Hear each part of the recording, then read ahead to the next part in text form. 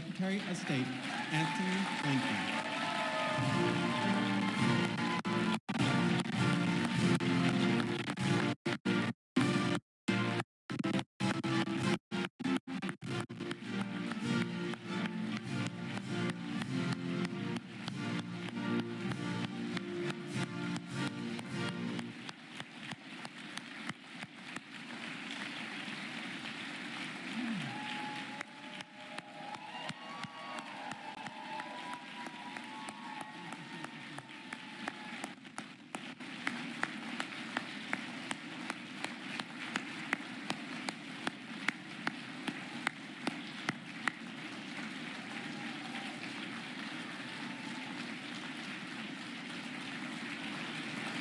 Good afternoon. If I didn't say anything, this would go on all afternoon, for good reason. Mr. President, it is an honor to welcome you back to the State Department. On day one of this administration, you shared a few things with me. You told me something that we long discussed, reminded me that American engagement, American leadership is essential. If we're not engaged, if we're not leading, you said, someone else is likely to be doing it, and probably not in a way that advances our interests or values. Or maybe no one's doing it, and then we're likely to have a vacuum filled with bad things before it's filled with good things. But the other thing you told me, Mr. President, was that there's a greater premium than ever before on finding ways to cooperate, to coordinate, to work with other countries if we're going to get done what we need to get done for the American people. And so you instructed me, you instructed all of us to get out there, to rebuild, to rejuvenate, even to reimagine our alliances and partnerships. And I remember what you told me then. You said, we don't know when this is going to make a difference, when we're going to need these friendships, these partnerships, but someday, some way, somewhere, they're going to be critical for advancing the national interest. And that's exactly what the men and women of this department have done. And we've been able to carry out that charge for two reasons. First, the people you see before you, and so many others who are out in the field at our embassies and consulates. You said when you came here 4 years ago that the leadership of diplomats of every stripe doing the daily work of government is essential, and they proved it. That daily work has become nightly work, 24/7, 7 days a week, hammering out agreements, jumping into action in crisis, creating opportunities for our citizens around the world, producing expert advice for you and your team at the White House. Everyone here knows this work can be tough. It's often not very glamorous, but it makes us stronger. It makes the world a better place. And we simply couldn't do it without the extraordinary men and women that you have before us, as well as our remarkable partners in government, starting with the great White House team led by Jake Sullivan, my friends and colleagues from across the administration, the Secretary of Defense, Samantha Power at USAID, the Secretary of the Treasury, Commerce, and so on. All of these partnerships that we built and built with their teams have made a difference. So to all of my colleagues, thank you. Thank you for your friendship. Thank you for your partnership. There's one other reason that we've been able to re-engage and rejuvenate our diplomacy. Mr. President, that's you. You have never wavered in the conviction that when America leads, when America engages, there is little we cannot accomplish, and that this country remains a force for good, a force for progress around the world. Your unshakable belief in the promise of America has inspired me for more than 20 years. It's inspired so many people in this department and around the world. Simply put, it's been the privilege of my lifetime to work for you, to work with you, to work with this extraordinary team that you've assembled. And it's the honor of a lifetime to be able to introduce, one more time, the 46th President of the United States, Joe Biden.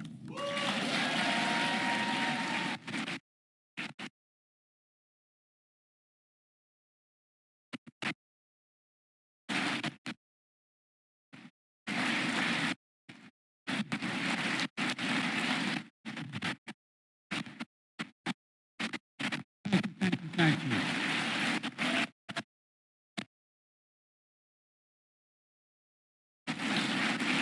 Thank you.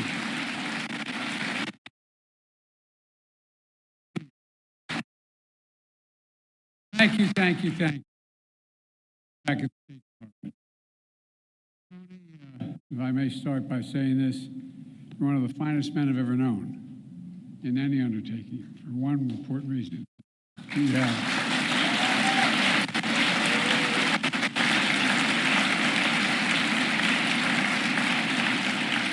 You're not only brilliant, you have incredible character. You have character. You have more integrity than almost anybody I know. Thank you. Folks,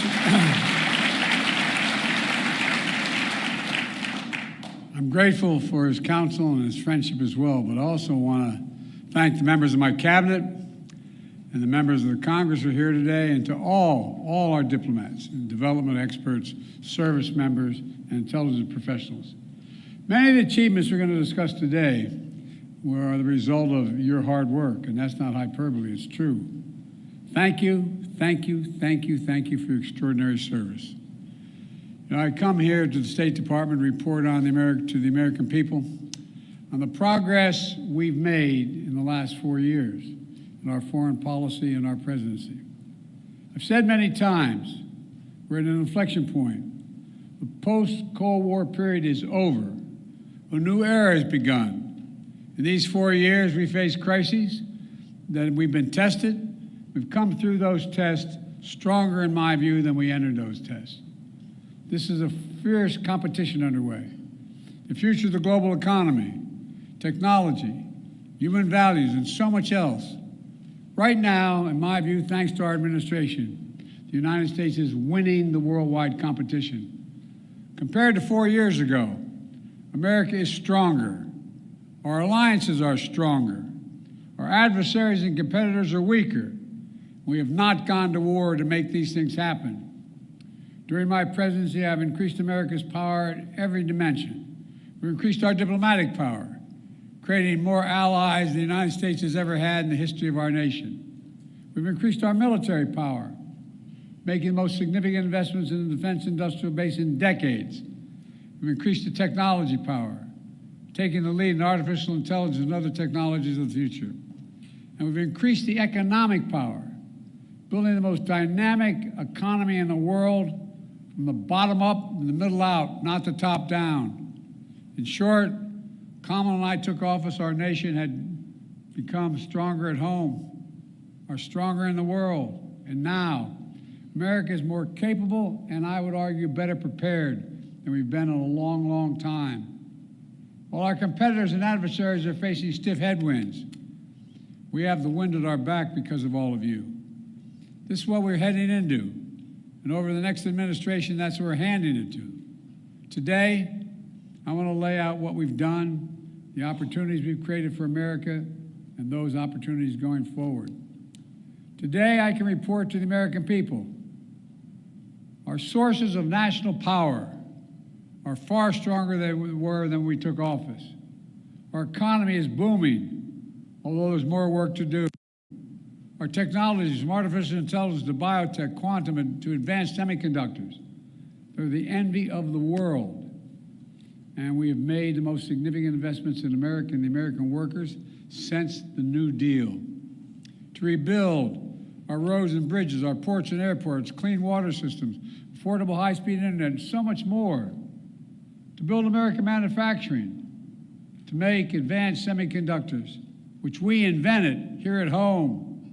We made the largest investment in climate and clean energy ever anywhere on Earth in the history of the world, spurring nearly $500 billion in private sector investment. We've also significantly strengthened the defense industrial base, investing almost $1.3 trillion in procurement and research and development. In real dollars, that's more than America did in any 4-year period during the Cold War. This is going to ensure that we're fully equipped to fight and win wars, which is also the best way to deter wars in the first place. Today, I can report to the American people Our alliances are stronger than they've been in decades.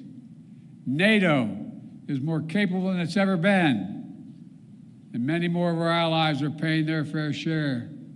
Before I took office, 9 NATO allies were spending 2% of their GDP on defense. Now 23 are spending 2%. And look at the Indo-Pacific. We've made partnerships stronger and created new partnerships to challenge China's aggressive behavior and to rebalance power in the region. We did it, what few thought was possible, to build the first ever trilateral partnership between the United States, Japan, and South Korea. Then another among the United States, Japan, and the Philippines, drawing closer our Pacific allies to defend our shared security and prosperity. We brokered a defense pact known as AUKUS among the United States, Australia, and the United Kingdom, connecting the Atlantic and Pacific allies as only America is able to do. And we've taken the Quad to the next level. The United States, Japan, Australia, and India. When we had that first meeting, I was dumbfounded when they all called and said, "Can we do this at your house?" I think I'm kidding. My wife said, "No problem." It was during the UN meeting, and we thought we were going to do it in New York, but they wanted to do it in Delaware. I said, "Why?" He said, "We can know, then people will know we're really friends." Our democracy, with vibrant economies, working closely, security, supply chains, technology, and so much more. In the Red Sea, we brought together more than 20 countries to protect civilian ships from attack by the Houthis, defending freedom of navigation in one of the world's busiest waterways. And we have strengthened partnerships all across the Americas, defending democracy, targeting corruption, addressing migration, increasing prosperity, and protecting Amazon rainforest, which captures billions of tons of carbon from the atmosphere every year. Overall, we've reinvigorated people's faith in the United States as a true partner.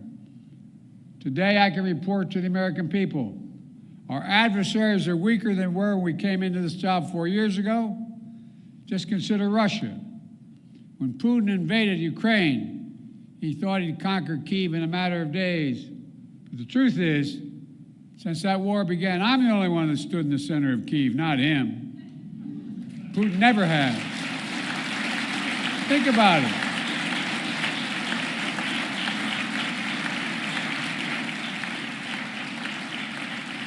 It was a long train ride, but I'm the only commander-in-chief to visit a war zone not controlled by U.S. forces.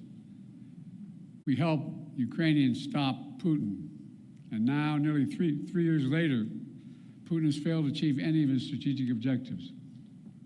He has failed thus far to subjugate Ukraine, failed to break the unity of NATO, and failed to make large territorial gains. But there's more to do. We can't walk away. We rallied 50 nations to stand with Ukraine, not just in Europe, but for the first time in Asia as well. Because those countries in Asia know what happens in Ukraine matters to them as well. We delivered air interceptors, massive numbers of munitions, enacted relentless, unprecedented sanctions to keep Ukraine in the fight. And now Russia is struggling to replace what they are losing on the battlefield in terms of military equipment and fighters. And the ruble is under enormous pressure. As I saw it, when Putin launched his invasion, I had 2 jobs. One, to rally the world to defend Ukraine, and the other is to avoid war between 2 nuclear powers. We did both those things.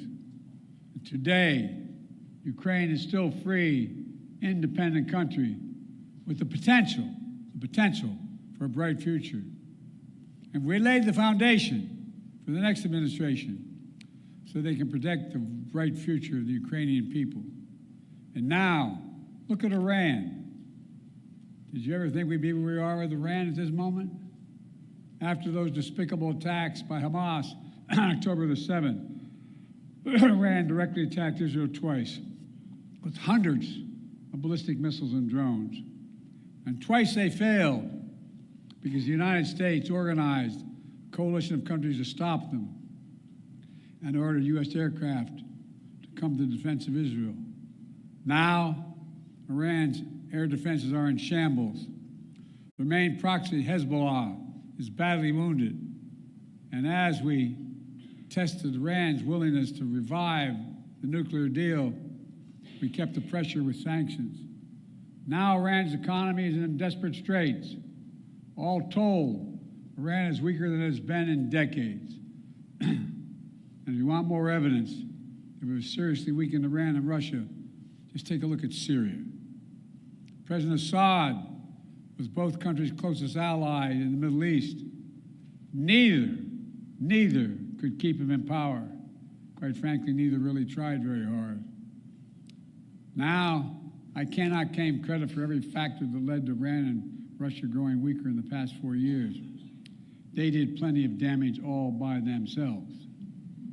But Israel did plenty of damage to Iran and its proxies. But there's no question, our actions contributed significantly. And now major authoritarian states are aligning more closely with one another. Iran, Russia, China, North Korea. But that's more out of weakness than out of strength. So as the new administration begins, the United States is in a fundamentally stronger position with respect to these countries than we were 4 years ago. Today, I can report to the American people we're in a better strategic position in the long-term competition with China than we were when I took office. You all recall, many experts believe were predicting it was inevitable that China's economy would surpass ours. According to many predictions, that would happen by the year 2030 or shortly thereafter. But we in this room said no. If we make the investments in ourselves, we protect our workers and technologies, that will not happen. Now, according to the latest predictions, on China's current course, they will never surpass us, period. I met one-on-one with President Xi in consequential summits. He and I have always been direct and straightforward with each other. I made it clear we expect China and everyone to abide by the international rules. And so we stood up against unfair trade practices, taking action when China dumped subsidized goods, incredibly subsidized, on our markets to undercut our workers. We imposed target tariffs in critical sectors like cars, steel, and semiconductors, rather than across-the-board tariffs. We imposed historic export controls on investments, restrictions, to ensure that China cannot use the most advanced technology and sensitive data against us. And critically, we enlisted our allies and partners to join us, building more convergence among our allies on a shared approach to China than ever existed, and showing that it's more effective to deal with China alongside of partners rather than going it alone. But even while we compete vigorously, we've managed our relationship with China responsibly, so it's never tipped over into conflict. We've created lines of communication between President Xi and myself, and between the leaders of our militaries. To avoid misunderstanding, we found ways to work with each other, to address climate change, to reduce the flow of fentanyl in the United States, which, by the way, overdose deaths are coming down across our nation. And in my administration, we've seized more fentanyl at our border in 2 years than the previous 5 years combined. Today, I can also report to the American people, we're the first president in decades who's not leaving a war in Afghanistan to his successor. But we've got bin Laden during the Obama-Biden administration, the primary objective of war had been accomplished. And I believe that going forward, the primary threat of al-Qaeda would no longer be emanating from Afghanistan, but from elsewhere. And so, we not need to station a sizable number of American forces in Afghanistan. So when I took office, I had a choice. Ultimately, I saw no reason to keep thousands of servicemen in Afghanistan. I think I have my schedule with me, and I keep on my, I don't here, I don't have, but I keep on the back of my card the actual number of dead and wounded that occurred in our longest war to remind myself. To keep spending hundreds of millions of dollars a day, we're no longer doing that. In my view, it was time to end the war and bring our troops home, and we did. I commend the courage of all those who served in Afghanistan. We grieve all 2,461 Americans who made the ultimate sacrifice in the longest war in American history. And I grieve those brave service members whose lives were lost during the withdrawal. We also thank those inside and outside of government who have done so much to help thousands of Afghan families resettle in the United States. Remember, critics said if we ended the war, it would damage our alliances and would create threats to our homeland from foreign-directed terrorism out of a safe haven in Afghanistan.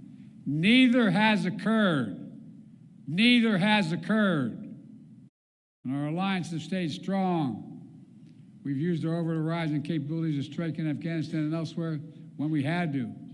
For instance, eliminating Zawahiri, the leader of al-Qaeda, who helped orchestrate the September 11th attacks. And we did it without putting more American boots on the ground.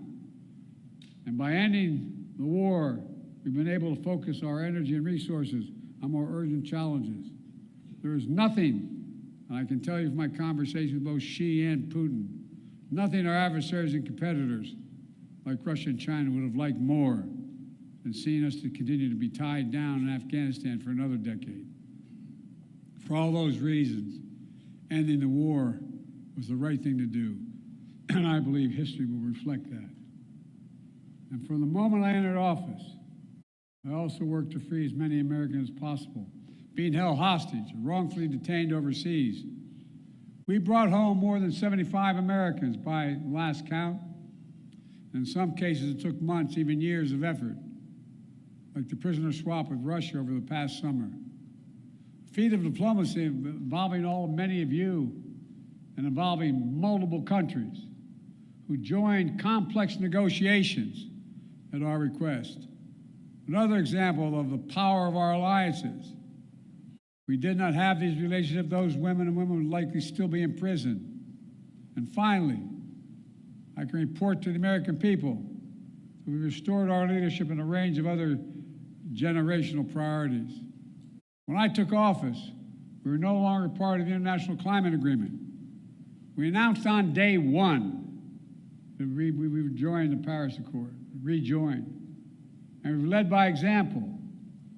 We've conserved hundreds of millions of acres of land and water, more than any president in American history, making investments in clean energy and convincing other nations to join us. Thanks to our efforts, the world has reached the goal of investing $100 billion every year in public and private funds to reduce greenhouse emissions, to drive down the cost of clean energy, to help developing nations adapt to climate change. Our administration has launched a transformative initiative to build high-impact infrastructure in developing nations. It's called PGI. You all know that better than anyone. This is our alternative to what China offers with its massive projects across Africa and beyond. But their approach features no workers' rights, no environmental protections, unmanageable debt, shoddy construction, all in exchange for military access to ports and other exploitative purposes. By contrast, we've leveraged $600 billion and unleashed the private sector to build an infrastructure in order to grow economies and combat climate change. As an example, I was recently in Angola to see a major project being built with the help of American public funding, which brought in even more private investment. We're building the first ever transcontinental railroad across Africa. It will significantly improve the economies of the region, will help farmers transport crops in new global markets, will transport critical minerals that are needed for electric vehicles and semiconductors. China used to control the supply chains in these materials, but not for long. Now, make no mistake, there are serious challenges the United States must continue to deal with. In Ukraine, in the Middle East, in the Indo-Pacific, must keep the pressure on the Houthis, who are attacking ships in the Red Sea, launching missiles at Israel, and firing at American forces. Must deter North Korea as they rattle their saber and draw closer to Russia. And new challenges will certainly emerge in the months and years ahead. But even so, it's clear my administration is leaving the next administration with a very strong hand to play.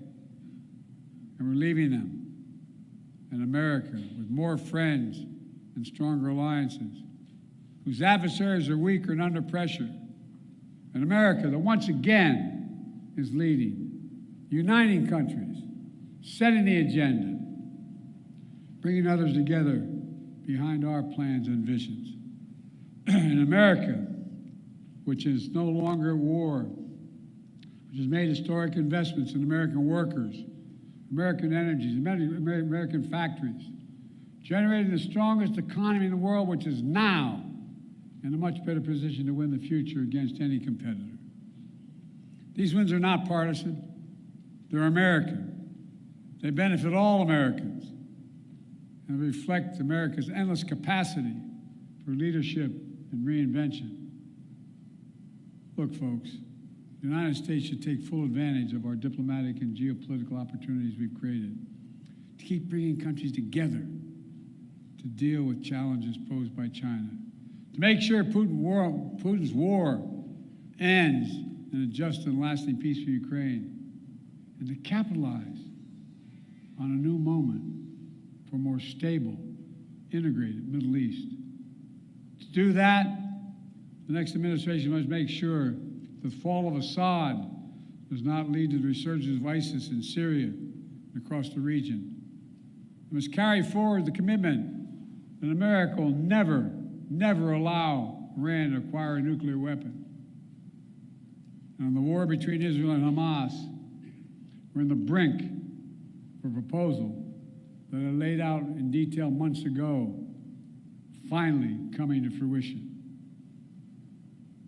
I have learned in many years of public service to never, ever give up. So I spoke to Prime Minister of Israel yesterday. I spoke to Emir of Qatar today. I look forward to speaking with President Sisi soon.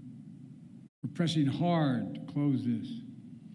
The deal we have structured would free the hostages, halt the fighting, provide security to Israel, and allow us to significantly surge humanitarian assistance to the Palestinians who've suffered terribly in this war that Hamas started. They've been through hell. So many innocent people have been killed. So many communities have been destroyed. The Palestinian people deserve peace and the right to determine their own futures. Israel deserves peace and real security, and the hostages and their families deserve to be reunited. And so we're working urgently to close this deal. And as we deal with immediate challenges, in my view, we have to look to the future. I urge the next administration to carry forward two issues that have been central to my presidency and which shape the future, in my view. On artificial intelligence, we are in the lead, and we must stay in the lead. We must not offshore artificial intelligence, as we once did with computer chips and other critical technologies.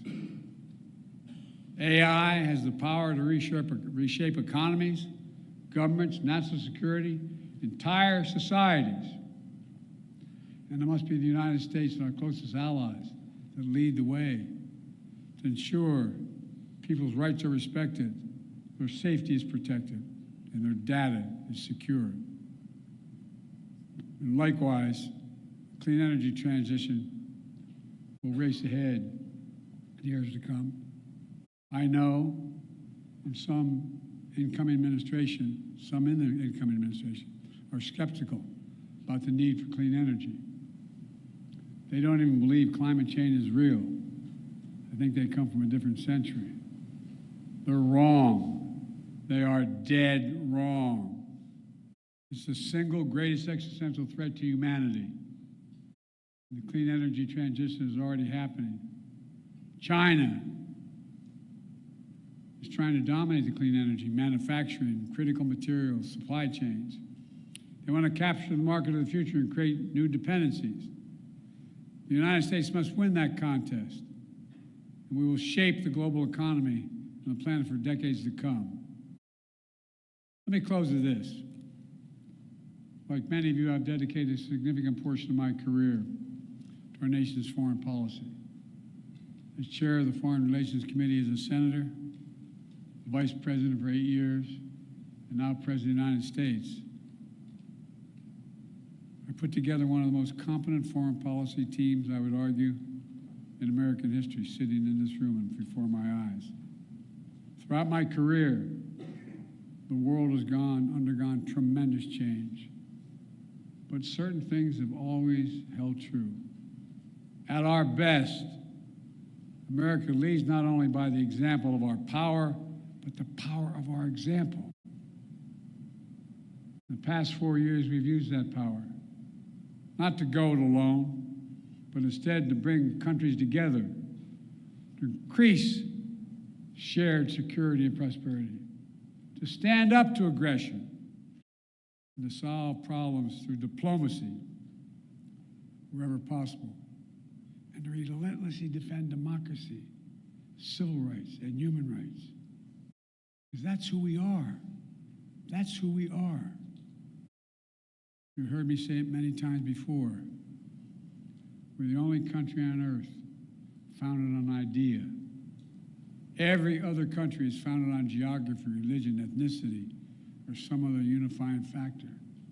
But America was built on an idea, literally, not figuratively. That idea was all women and men are created equal.